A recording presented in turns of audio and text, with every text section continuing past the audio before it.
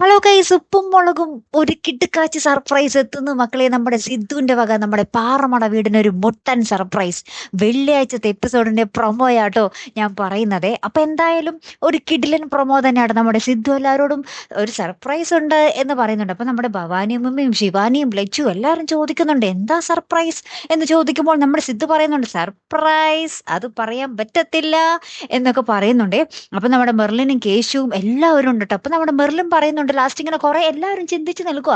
Last Merin പറയുന്നുണ്ട് കിട്ടി, confirm ചെയ്തിട്ട് അത് ഓക്കെ ആണെങ്കിൽ അത് തന്നെ ആയിരിക്കും എന്ന് പറയുന്നുണ്ട്. അപ്പൊ നമ്മുടെ മെർലിൻ ഉദ്ദേശിക്കുന്നത് ഇനി നമ്മുടെ ലച്ചു എങ്ങാനും വീണ്ടും വിശേഷം അറിയിച്ച ആ ഒരു സർപ്രൈസ് ആയിരിക്കുമോ നമ്മുടെ എന്താ പറയാ മെർലിൻ ഉദ്ദേശിച്ചത്.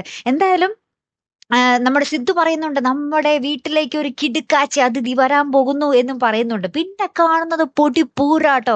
നമ്മുടെ പാറമട വീട് ഫുള്ള് ലൈറ്റും എന്താ പറയാ ഡെക്കറേഷൻസ് ഒക്കെ ആയിട്ട് കിടിലനാക്കി വെച്ചിട്ട് നമ്മുടെ സിദ്ധുവും ലച്ചുവും കൂടി ഭയങ്കര ഡ്രസ്സൊക്കെ ഇട്ട് ഒരുങ്ങി. സിദ്ധുവും ലച്ചുവും മാത്രമല്ല കൂട്ടുകാരെ, നമ്മുടെ ഷിബുവുണ്ട്, മെർലിനുണ്ട്, കേശുണ്ട്. കേശു ഒരു അറബിയുടെ വേഷമൊക്കെ ആട്ടോ കെട്ടിയിരിക്കുന്നത്.